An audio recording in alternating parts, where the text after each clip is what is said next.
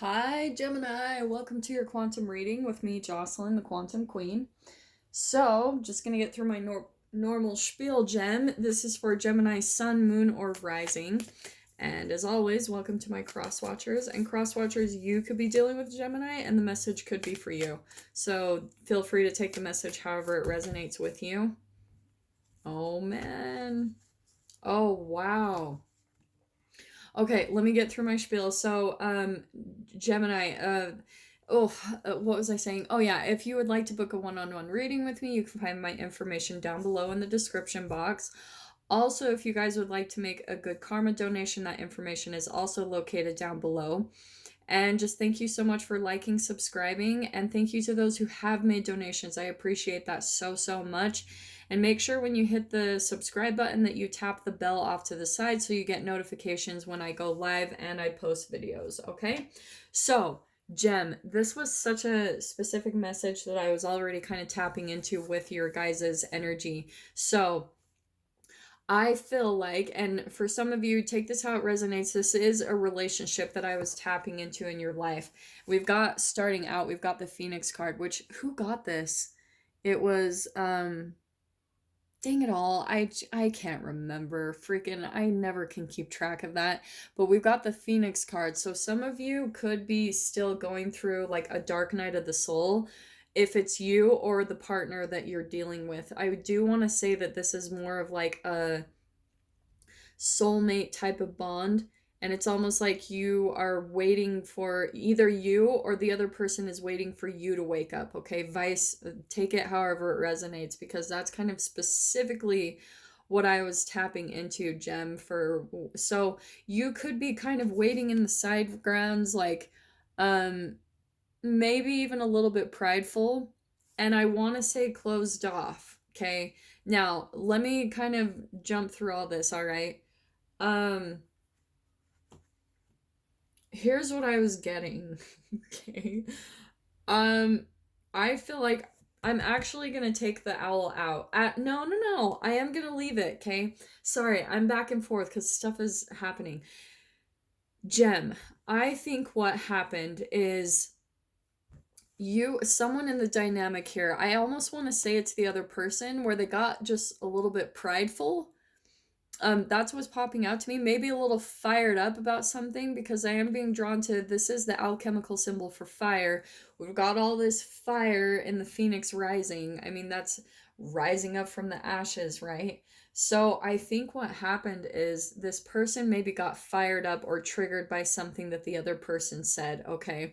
Now, you, Gem, I want to say that just for my own sanity, I'm going to say that you're the oyster that is you're coming out to me as these two imageries, because look at the similarity. So I feel like there's a combination here, and that's why I decided to keep the owl, because I think what you've decided to do, Gem, is you've decided to just clam up. You've shut off communication. Like, you have totally just closed down, but it's not in a like immature way. It's out of wisdom, okay? Like that, that like that's how you need to handle this situation right now, is that you need to just shut off the communication, and that's the most wise thing to do. Because I think what's happening, the owl is all about perception in the darkness. It's all about more like psychic abilities, like clairaudience, clairvoyance, those type of things. It's like using your other sensual perceptions to navigate through this relationship and this dynamic, because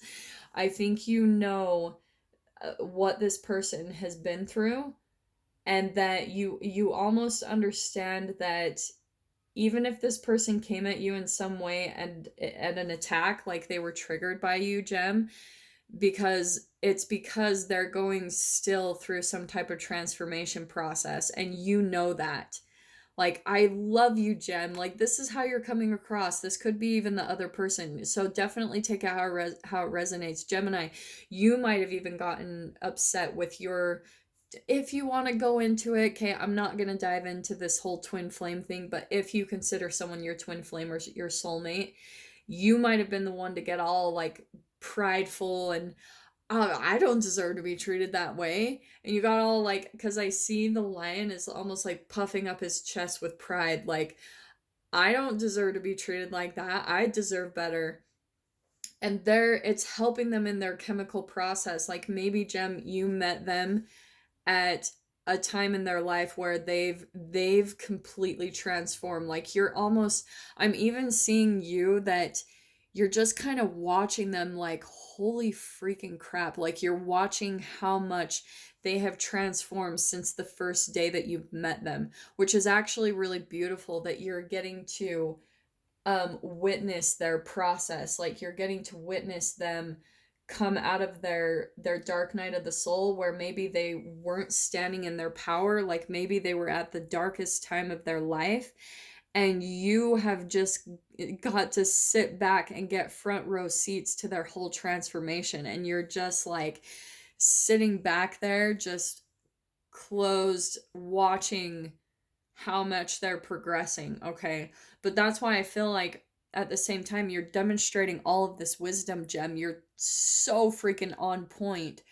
That's why I was saying I think that this is you, because we've got the alchemical symbol up there for air. So that's why I think that this is completely your energy right here. And Geminis are that way. Like, I mean, Gemini is a very much a communicative sign. They're very intelligent. They're like gatherers of information. That's how I perceive Geminis to be, is they're information absorbers. Like they love learning.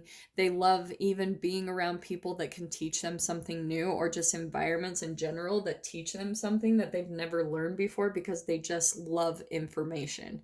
So, anyway, I just had to say that really quick. I don't know why. I don't even think it had anything to do with the message, but I just had to say it. So, Jem, this is the perfect approach what you're doing. Okay? That's why I feel like this is your energy, which I do think it's hilarious that was popping out, because even though we've got oyster and owl, the whole imagery is actually really similar to me. Some of you, it could be a water sign. Let me just get the players out there. Like I said, it could be a fire sign, an Aries, Leo, Sagittarius. We've got water, so it could be a Cancer, Scorpio, Pisces, but not necessarily. And it could be even another air sign, another like a Gemini or Aquarius or Libra. But, right, well, like that's almost all the signs except for Earth. So take that for what it is. But if anything, I want to say, as far as what the elements are, okay, here's the one that's missing, right? We're missing Earth. So there still hasn't been a commitment made between the two of you. There's no like grounded stability. Like there's this passion, right? There's this fire. Like maybe the sexual connection is amazing for you, those of you that if this is romantic. The emotional connection is there. You guys get like like emotionally are very deep with one another, and intelligently, like intellectually, you get stimulated by each other as well. Like the conversation is really good between the two of you too.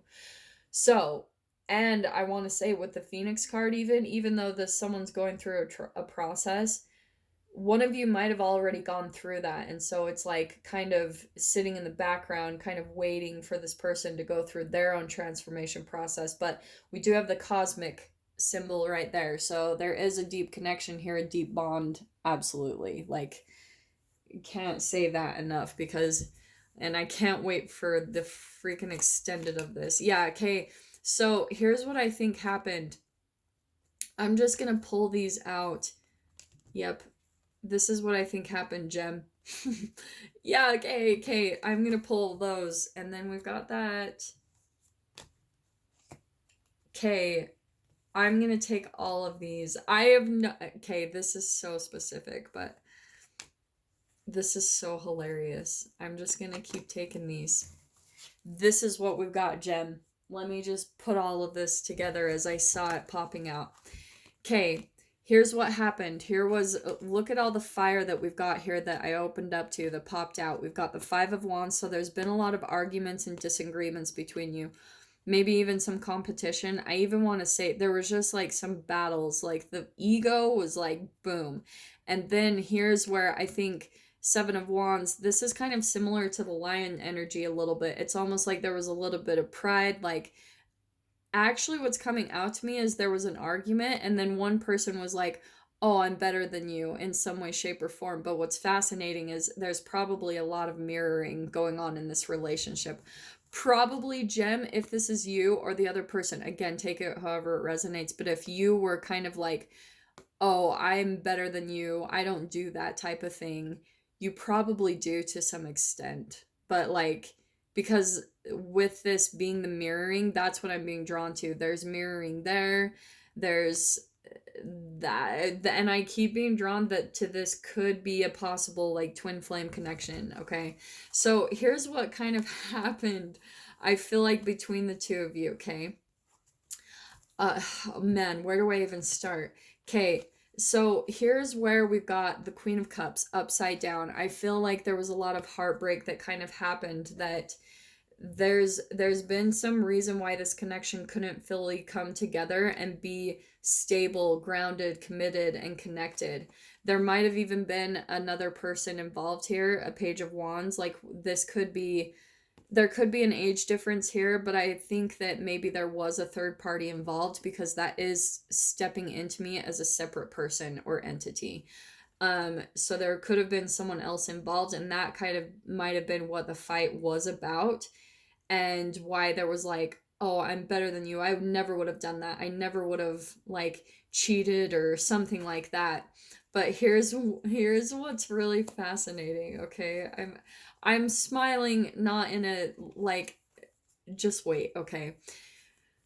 I feel like both of you kind of took on this energy. One of you especially is more of like the Emperor, and the Emperor is kind of like my way or the highway. This is like the thing I always hear with the Emperor, I don't know why, is you can't teach an old dog new tricks. Now, that's why I think also that there could be an age difference. There's someone here, this maybe even could be a water sign. Someone got really hurt in something here with a threesome. Okay. I am seeing that because there's three separate energies that are popping out in the reading here.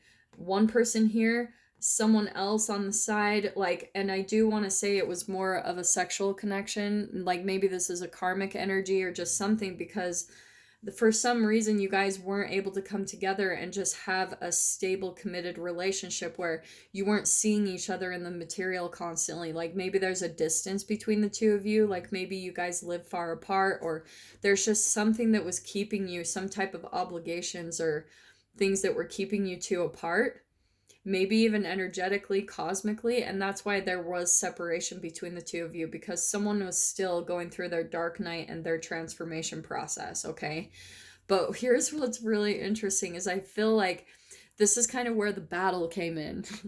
And I'm not like making light of this could be really serious for some of you and heartbreaking, but I'm not like laughing.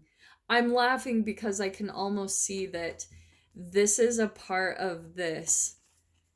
I want to say that maybe this is the other person, or maybe this is you, Jem, where you just kind of got all like, no, like, I deserve better than that. I deserve someone who is there in my life all the time, that we're stable and connected. And so I think one of you completely cut each other out. Like, maybe this is both of you, but you both just kind of cut off the communication.